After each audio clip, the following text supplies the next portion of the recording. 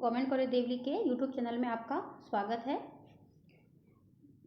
आज हम BA first year की क्लास चालू करते हैं आज से। तो बीए फर्स्ट ईयर का जो फर्स्ट पेपर है उसका नाम है राजनीतिक सिद्धांत। और राजनीतिक सिद्धांत जो है अपने आप में बहुत टिपिकल पेपर है और इसमें जो पहला टॉपिक है इसका वो भी राजनीतिक सिद्धांत नाम से ही है। अब जो हमारा एमडीएस का सिलेबस है उस सिलेबस के अनुसार बच्चे पहले यही टॉपिक पढ़ते हैं, जबकि राजस्थान यूनिवर्सिटी में हम लोग राजनीतिक विज्ञान का अर्थ और क्षेत्र पढ़ते हैं। ठीक है। अब जिन बच्चों ने पॉलिटिकल साइंस पहली बार ली है उन लोगों को पता ही नहीं कि राजनीतिक विज्ञान होता ही क्या है। तो अचानक ही बिना राजनीतिक विज्ञान का अर्थ जाने वो राजनीतिक सिद्धांत का अर्थ को कैसे समझ पाएंगे। इसलिए मैं यहाँ पहले राजनीतिक विज्ञान क्या है इसे बताने का प्रयास करती हूँ। उसके बाद में जैसे ही इसका अर्थ समझ में आने लगेगा फिर हम राजनीतिक सिद्धांत के अर्थ को आसानी से समझ सकेंगे। ठीक है। तो हम राजनीति विज्ञान के बारे में शॉर्ट में और इजी लैंग्वेज में समझाने का प्रयास करती हूँ जिससे कि आपको आसानी से समझ में आ जाए। राजनीति विज्ञान के अंदर जो राजनीति शब्द है, इस राजनीति शब्द है इसको इंग्लिश में पॉलिटिक्स बोलते हैं। इसकी उत्पत्ति ग्रीक भाषा के पॉलिस शब्द से हुई है और इस पॉलिस शब्द का अर्थ होता है नगर राज्य और उससे संबंधित जीवन, घटनाओं, क्रियाओं, व्यवहारों एवं समस्याओं का अध्ययन ही राजनीति है। ठीक है। यानी राजनीति क्या है, केवल नगर राज्य के बारे में, नगर राज्यों के बारे में जो पब्लिक रहती थी, जो जनता थी, वहाँ की जो उनका जीवन कैसा था, क्या क्रियाएं करती थी, क्या घटनाएं घटती थी, क्या उनकी समस्याएं थी, इन सब का अध्ययन वहाँ पर राजनीति में किया जाता था नगर राज्यों में। ठीक है। अब एक विषय के रूप में राजनीति विज्ञान है जो एक बहुत प्राचीन विषय है और जो यूनानी है ये उनकी देन है। प्लेटो, अरस्तु प्रमुख और प्राथमिक विचारक इसके माने जाते हैं और इसके जनक हैं वो यूनानी ही है। जो प्लेटो अरस्तु है दोनों विचारक हैं, इनके सिद्धांत रचनाओं ने अन्य सिद्धांत वेत्ताओं को प्रेरित किया। अतः प्लेटो अरस्तु से लेकर अब तक विभिन्न चिंतकों, राजनीतिक शास्त्रियों और विश्लेषकों के योगदान से राजनीति विज्ञान के रूप व उसकी परंपराएं समय समय पर बदलती रही हैं। अब तक इसके दो रूप सामने आए हैं। यानी कि हम राजनीति विज्ञान को अगर समझने की कोशिश करते हैं तो अचानक हम राजनीति विज्ञान ये है, राजनीति विज्ञान ये है, ऐसे नहीं समझ सकते। इसको दो रूपों में डिवाइड करके इसको समझ सकते हैं। वैसे हम राजनीतिक सिद्धांत को भी सेम इस तरह समझेंगे।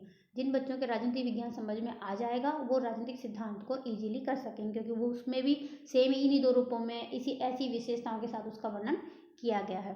तो इसके दो रूप हैं। पहला है परंपरागत राजनीति विज्ञान जो एक मानकात्मक, आदर्शात्मक या कल्पनात्मक राजनीति विज्ञान है। दूसरा है आधुनिक राजनीति विज्ञान जो व्यवहारिक और अनुभवात्मक राजनीति विज्ञान होता है। ठीक है। अब जो पहला है हम जिसका अर्थ चालू करेंगे परंपरागत से चालू करेंगे। पहले परंपरागत मतलब परंपरागत जो लोग थे, प्राचीन लोग थे, प्राचीन राजनीति शास्त्री और चिंतक थे, वो राजनीति विज्ञान को क्या समझते थे और उन्होंने इसके बारे में क्या कहा है। तो परंपरावादी राजनीति विज्ञान क्या है, उसका अर्थ यह है कि वह राजनीति विज्ञान जो व्यवहारवादी क्रांति से पूर्व था। इस समय के सिद्धांत अपने प्रतिपादक के व्यक्तिगत एवं दृष्टिकोण से प्रभावित रहे हैं। ठीक है। मतलब जो पुराना राजनीति विज्ञान कब का था, जब से नया चालू हुआ उससे पहले का जो राजनीति विज्ञान था पूरा ही परंपरागत राजनीति विज्ञान था और उसमें लोगों ने जो कहा है राजनीति विज्ञान के बारे में, जो लिखा है केवल उनके व्यक्तित्व के बारे में, खुद के व्यक्तिगत जो सोच है उनकी उसके हिसाब से लिखा, उनका जो दृष्टिकोण था उसके हिसाब से उन्होंने लिखा, उसकी किसी उन्होंने जांच परीक्षण नहीं किया। अब आते हैं कि एग्जाम में क्वेश्चन पूछ लेते हैं। मैं जो भी चैप्टर पढ़ाऊंगी जो भी है उनको क्वेश्चन आंसर के फॉर्म में तुम्हें पढ़ाती जाऊंगी जिससे कि वो याद करने में ईजी रहे। प्रमुख परंपरावादी राजनीति विचारक कौन कौन से हैं, राजनीतिक चिंतक कौन कौन से हैं, तो इसमें हम नाम लिखेंगे। आप चाहो तो लिख सकते हो। प्लेटो, अरस्तु, Rousseau, Kant, Hegel, Garner, Bluntschli, गैरिस, एक्टन, गुडनोव, जैक्स, Leacock, Seeley, Paul Janet, Gilchrist आदि। ये सारे नाम हैं जो हम अब इसका जब भी इसको आगे अध्ययन करते जाएंगे बीच बीच में इनके नाम आते जाएंगे। जो परंपरागत विचारक हैं उनके विचार व्यक्तिगत दृष्टिकोण, चिंतन, कल्पना, आध्यात्मवादी सिद्धांतों से निकले हुए हैं। जैसे उदाहरण पूछ लें तो जैसे प्लेटो का आदर्शात्मक राज्य, प्लेटो का आदर्शवाद, उसका दार्शनिक राजा, उसका आदर्श राज्य, उसका साम्यवाद आदि, अरस्तु का बुद्धिवाद, हीगल का ऐश्वर्य राज, ये सब हैं जो परंपरागत राजनीतिक विज्ञान के उदाहरण हैं। पुरातन राजनीतिक सिद्धांत प्राय बौद्धिक हैं और तर्क एवं निगमनात्मक निष्कर्षों पर आधारित हैं। इसमें राज्य सरकार का ही अध्ययन प्रमुख होता है, यानी पुराने राजनीतिक विज्ञान में केवल राज्य और सरकार तक ही उनका अध्ययन सीमित था, उसके आगे उसमें वो कोई चीज़ नहीं सोच पाते थे। अब इसका परिभाषाएं आएंगी। परिभाषाएं हैं तो सब लोगों ने अपनी सोच के अनुसार, अपने व्यक्तिगत दृष्टिकोण के अनुसार अलग अलग इसका अर्थ बताते हुए परिभाषाएं दी है। कुछ लोग कहते हैं कि राजनीति विज्ञान केवल राज्य का अध्ययन है, तो उन्होंने राज्य के हिसाब से परिभाषा बनाई है, जैसे कि गार्डनर, ब्लेंसली, एक्टन और गैरिसन। कुछ जो हैं चिंतक वो कहते हैं कि राजनीति विज्ञान सरकार का ही अध्ययन है, जैसे लिकॉक और सीले ने इसकी सरकार के अध्ययन के संदर्भ में परिभाषा दी है। और कुछ चिंतक कहते हैं कि राजनीति विज्ञान राज्य, सरकार व व्यक्ति का अध्ययन है, जिसमें लॉस्की और हर्मन हेलर ने परिभाषाएं दी हैं। तो हम पहले नंबर 1 पर आते हैं कि ये परिभाषा मैं आपको इसलिए बताना चाह रही, पूरी बाकी नाम तक ही काफ़ी है कि कुछ परिभाषाओं का एग्जाम में पूछ लेते हैं कि किसने दी है। ठीक है, तो गार्डनर ने क्या कहा है, ये इंपॉर्टेंट परिभाषा है, राजनीति विज्ञान का प्रारंभ व अंत राज्य से ही होता है। यानी गार्डनर ने क्या कहा, राजनीति विज्ञान क्या है, केवल राज्य का अध्ययन, उसका प्रारंभ भी राज्य से होता है, उसका अंत भी राज्य से ही होता है। ठीक है, एक्टन की परिभाषा देखते हैं, राजनीति विज्ञान राज्य तथा उसके विकास के लिए अनिवार्य दशाओं से संबंध है। गैरिस कहता है, राजनीति विज्ञान राज्य के उद्भव, विकास, उद्देश्य तथा समस्त राजकीय समस्याओं का उल्लेख करता है। ठीक है, दूसरे जो फील्ड है, इसका क्षेत्र है, वो है मतलब परिभाषाओं का सरकार का अध्ययन। कुछ विद्वानों का, जो विद्वान हैं उनका मानना है कि राज्य तो केवल अमूर्त इकाई है, उसका जो बोध है वस्तुतः सरकार के माध्यम से होता है। यानी राज्य तो एक अमूर्त इकाई है, यानी राज्य एक कारखाना टाइप में है और सरकार उसको चलाती है, तो सरकार का अध्ययन ही राजनीति विज्ञान है। जैसे लिकॉक कहता है, राजनीति विज्ञान सरकार से संबंधित शास्त्र है। सीले ने भी कुछ ऐसा ही कहा है कि राजनीति विज्ञान के अंतर्गत शासन व्यवस्था का उसी प्रकार अनुशीलन किया जाता है जिस प्रकार अर्थशास्त्र में धन का, प्राणी शास्त्र में जीवन का, बीज गणित में अंकों का एवं रेखा गणित में स्थान तथा दूरी का अनुशीलन किया जाता है। ठीक है, तीसरी जो परिभाषा का क्षेत्र है इसका, वो है राज्य, सरकार और व्यक्ति का अध्ययन। ठीक है, इस जो थीम है, इसके जो समर्थक कहते हैं कि व्यक्ति के अध्ययन के बिना राजनीति विज्ञान का अध्ययन अधूरा है, क्योंकि जितनी भी राजनीतिक संस्थाएं हैं व्यक्तिगत संबंधों के संदर्भ में ही कार्य करती हैं। यानी ठीक भी है, कोई संस्था है तो वो बिना व्यक्तियों के नहीं चल सकती है।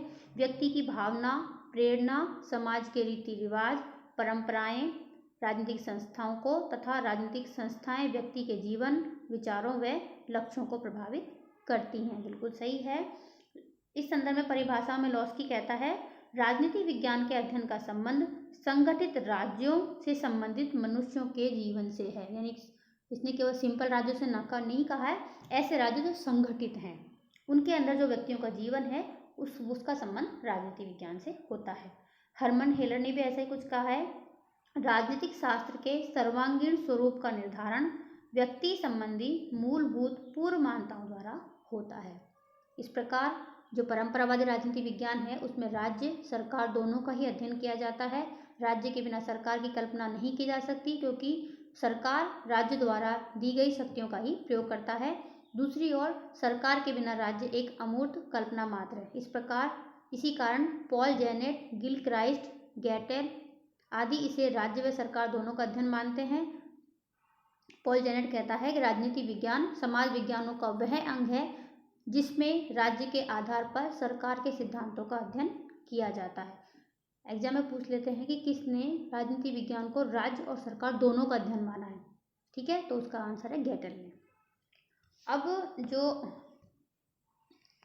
अगला हमारा इसमें पॉइंट आता है, जो परंपरावादी राजनीति विज्ञान जिसको हम पढ़ रहे हैं उसकी विशेषताएं क्या क्या हैं। इन विशेषताओं को अगर आप याद कर लोगे तो परंपरागत राजनीतिक सिद्धांत की विशेषताएं आराम से हम याद कर सकते हैं। तो पहली विशेषता है कि जो परंपरागत राजनीतिक विज्ञान है वह तर्क और कल्पना पर आधारित आदर्शी अध्ययन है। इसके जो विचारक हैं राजनीतिक संस्थाओं के बारे में कोई कल्पना अपने मस्तिष्क में कर लेते हैं और फिर उस कल्पना को रचनात्मक रूप देते हैं। जैसे प्लेटो ने अपने आप में कल्पना कर ली कि दार्शनिक राजा होना चाहिए, आदर्श राज्य होना चाहिए, उसमें ये होना चाहिए, उसमें वो होना चाहिए। बाकी उन कल्पनाओं का वास्तविकता से कोई संबंध नहीं होता है। ऐसा ही हेगल की विश्वात्मा है, ऐसा ही ग्रीन का शाश्वत चेतना का सिद्धांत है। ठीक है। दूसरी विशेषता है अपरिष्कृत परंपरागत पद्धतियाँ। इसकी जो अध्ययन पद्धतियाँ हैं वो पुरानी पद्धति हैं सारी, ठीक है, जिनको अच्छे से जांचा परखने की आवश्यकता नहीं है। ऐतिहासिक पद्धति, दार्शनिक पद्धति, वर्णनात्मक पद्धति इसकी अध्ययन की पद्धतियाँ हैं।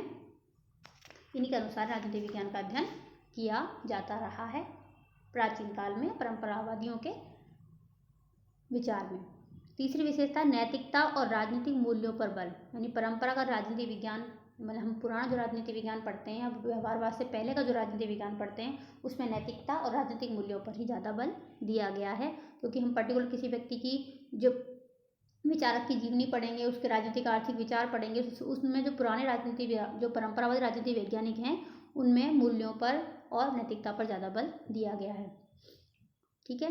परंपरागत जो राजनीति विज्ञान है वो उपदेशात्मक और नैतिकता तथा राजनीतिक मूल्यों पर विशेष बल देता है। यह मुख्यतः क्या होना चाहिए और इसका काम निर्णय देना, मतलब क्या होना चाहिए, ऐसा होना चाहिए, वैसा होना चाहिए। जैसे कहता है प्लेटो आदर्श राष्ट्र में ऐसा होना चाहिए, दार्शनिक राजाओं को ये होना चाहिए। तो हर चीज़ चाहिए के हिसाब से है उसमें, ऐसा है, ऐसा होता है, ये नहीं है उसमें, वो हम आधुनिक में करेंगे। अगली विशेषता है राज्य एक नैतिक संस्था है। यानी परंपरागत जो राजनीति विज्ञान है वो राज्य को एक नैतिक संस्था मानता है। यह राज्य को नैतिक संस्था व उच्चतम जीवन का साधन स्वीकार करता है।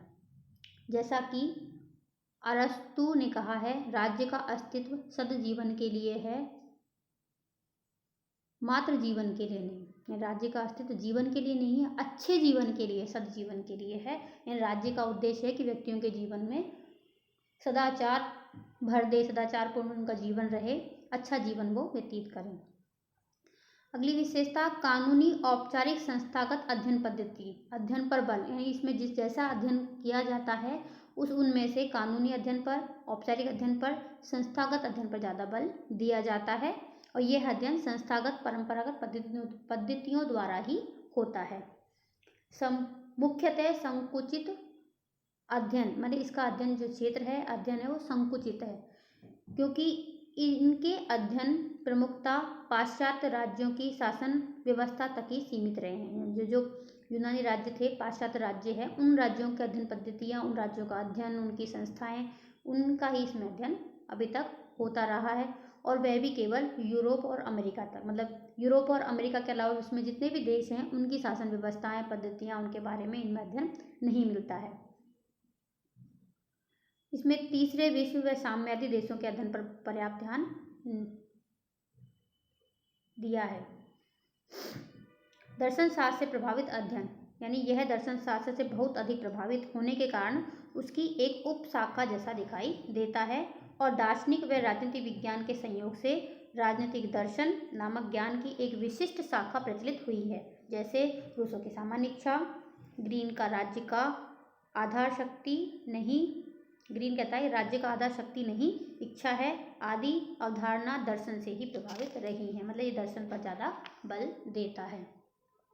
और इसका जो अध्ययन है वो व्यक्तिनिष्ठ है। यह अध्ययन व्यक्तिनिष्ठ या व्यक्ति सापेक्ष सत्य को प्रस्तुत करता है, क्योंकि इसके सिद्धांत, मान्यताएं, अवधारणाएं तथा निष्कर्ष इसके प्रतिपादकों के व्यक्तिगत अनुभव एवं मान्यताओं से निकले हुए हैं। ठीक है, तो ये इसकी हो गई विशेषताएं। अब हम आगे देखेंगे कि इसका क्षेत्र क्या है। और क्षेत्र का मतलब तुम जानते हो क्या होता है, कि इसके अंतर्गत इसकी विषय वस्तु क्या है, किन किन चीज़ों का अध्ययन किया जाता है। ठीक है, अब हम जो क्षेत्र के बारे में बताने से पहले हम ये बताना चाह रहे हैं किस किस ने क्या क्या क्षेत्र इसमें बताया है। एग्जाम में पूछ लेते हैं बिलोवी के अनुसार परंपरागत राजनीति विज्ञान का क्या क्षेत्र था, गुडनॉ के अनुसार क्या था, यूनेस्को के तत्वाधान में जो सम्मेलन आयोजित किया गया था पेरिस में उसके अनुसार क्या था। तो ये कई बार पूछ लिया जाता है। तो हम जो पहला इसमें करेंगे, पहला है फ्रेडरिक पोलक। फ्रेडरिक पोलक ने इसके अंतर्गत जो 2 क्षेत्र बताए हैं, ठीक है। पहला है सैद्धांतिक राजनीति और दूसरा है व्यवहारिक राजनीति। इनका इसमें अध्ययन किया जाता है। क्षेत्र का मतलब समझ में आ गया ना, इसकी अध्ययन की विषय वस्तु, ठीक है, जिसका इसमें अध्ययन किया जाता है। वैसे तो राज्य है पुराने राजनीति विज्ञान की विषय वस्तु, लेकिन क्षेत्र पर अनेक विचारों ने अपने अपने अलग विचार प्रस्तुत किए हैं। जो सैद्धांतिक राजनीति है उसमें राज्य की आधारभूत समस्याओं का अध्ययन किया जाता है, और व्यवहारिक राजनीति के तहत राज्य के क्रियात्मक स्वरूप तथा निरंतर परिवर्तनशील सरकारों के वास्तविक क्रियाकलापों की विवेचना की जाती है। यानी व्यवहारिक और सैद्धांतिक राजनीति का अध्ययन इसके अंतर्गत किया जाता है फ्रेडरिक पोलक के अनुसार। बिलोबी क्या कहता है कि इसमें राज्य शासन और विधि का अध्ययन किया जाता है। ऐसा ही सिजविक कहता है इसमें राज्य के संगठन और राज्य के कार्यों का अध्ययन किया जाता है। गुडनॉ कहता है राज्य की इच्छा का निर्माण का अध्ययन किया जाता है, राज्य की इच्छा की अभिव्यक्ति का, राज्य की इच्छा की क्रियान्विति का। यानी पहले राज्य की इच्छा का निर्माण होता है, फिर उसकी अभिव्यक्ति होती है, फिर उसका क्रियान्वयन होता है। इनका इसमें अध्ययन किया जाता है, ठीक है। और यूनेस्को का जो सम्मेलन हुआ था, यूनेस्को के तत्वावधान में आयोजित राजनीतिक शास्त्रियों के सम्मेलन जो पेरिस में हुआ था, उसमें निर्णय लिया गया था किसके विषय में, कि परंपरागत राजनीति विज्ञान के अंतर्गत उसकी किन किन चीज़ों का अध्ययन किया जाए उसके विषय में। उसके अनुसार इसमें राजनीतिक संस्थाओं का अध्ययन किया जाता है। संस्थाओं में संविधान, राष्ट्रीय, क्षेत्रीय, स्थानीय स्तर की सरकारें, लोक प्रशासन, तुलनात्मक राजनीतिक संस्थाएं तथा सरकार के सामाजिक तथा आर्थिक कार्य। राजनीतिक सिद्धांतों का अध्ययन किया जाता है। सिद्धांतों में राजनीतिक विचारों का इतिहास और राजनीतिक सिद्धांत का इसमें अध्ययन किया जाता है। दल, दबाव समूह और जनमत। दल प्रणाली, दबाव समूह, हित समूह, जनमत तथा शासन में जनता की भागीदारी का इसके अंतर्गत अध्ययन किया जाता है। अंतर्राष्ट्रीय संबंधों का अध्ययन, इसमें अंतर्राष्ट्रीय राजनीति, अंतर्राष्ट्रीय विधि, अंतर्राष्ट्रीय संगठन और प्रशासन। मतलब ये है कि हम राजनीति विज्ञान में, पॉलिटिकल साइंस में कौन कौन से पेपर पढ़ते हैं वो सारे ये आगे। हम संविधान पढ़ते हैं, हम संस्थाओं को पढ़ते हैं, राज्य सिद्धांत पढ़ते हैं, हम अंतर्राष्ट्रीय संबंध पढ़ते हैं, इंटरनेशनल लॉ पढ़ते हैं। तो ये इसका मतलब ये है कि हम जो जो टॉपिक हम पढ़ते हैं, जो जो पेपर हम पढ़ते हैं वो राजनीति विज्ञान के अंतर्गत आता है। उनमें से हमें ये छांटना होगा कि पुराने जो परंपरागत राजनीति विज्ञान है उसके अंतर्गत क्या आएगा। इस प्रकार सारूप में परंपरागत राजनीति विज्ञान राज्य और सरकार के अंग उपायों का अध्ययन करता है। इनके अलावा भी अन्य कोई रुचि नहीं है, इसकी कोई किसी चीज़ में रुचि नहीं है। तो हमने जो तीनों चारों विचारकों के बारे में, यूनेस्को के बारे में बताया है, इन विचारों के आधार पर परंपरागत राजनीति विज्ञान के अध्ययन क्षेत्र में निम्न विषय वस्तुओं को शामिल किया जाता है, ठीक है। ये है इसकी विषय वस्तु, इसका क्षेत्र। मानव के राजनीतिक जीवन का इसमें अध्ययन किया जाता है। व्यक्ति के राज्य के संदर्भ में अध्ययन, व्यक्तियों के अधिकार, उनके कर्तव्य, व्यक्ति द्वारा राज्य नीतियों को प्रभावित करने वाले तथ्यों का इसमें अध्ययन किया जाता है। राज्य का अध्ययन किया जाता है, जैसे मैंने बताया राज्य सरकार का तो अध्ययन इसमें होता ही है, जिसमें राज्य का उदय, विकास, उसके विभिन्न कालों में क्या स्वरूप रहा, उसका भविष्य क्या है, राज्य कैसा था, कैसा है, कैसा होना चाहिए, किसमें अध्ययन किया जाता है। ऐसा ही सरकार का अर्थ क्या है, उसके अंग हैं, रूप हैं, विभिन्न देशों में कितने प्रकार की शासन प्रणालियाँ प्रचलित हैं, राजनीतिक प्रक्रिया आदि का इसमें अध्ययन किया जाता है। इसकी ये विषय वस्तु में आते हैं। स्थानीय व राष्ट्रीय समस्याएं, जितनी भी स्थानीय और राष्ट्रीय समस्या हैं उन सब का इसमें अध्ययन किया जाता है। राजनीतिक विचार और विचारधाराओं का अध्ययन इसमें किया जाता है। इन विचारों की उत्पत्ति कैसे हुई, उनका विकास कैसे हुआ, इनके द्वारा राज्य की उत्पत्ति, प्रकृति, कार्यों का अध्ययन, इनके आधार पर राज्य व व्यक्ति के संबंध, कानून, स्वतंत्रता, समानता पर विचारों का अध्ययन इसमें किया जाता है। अंतर्राष्ट्रीय पक्ष का अध्ययन, यानी अंतर्राष्ट्रीय राजनीति जो है उसका अध्ययन भी इसमें किया जाता है, क्योंकि कोई भी राज्य अंतर्राष्ट्रीय वातावरण की उपेक्षा नहीं कर सकता। राज्यों के आपसी संबंधों का, समझौतों का, संधियों का इसमें अध्ययन किया जाता है। अब किसी भी देश की जो राजनीति होती है वो राजनीतिक दल और दबाव समूह के बिना पूरी नहीं होती है।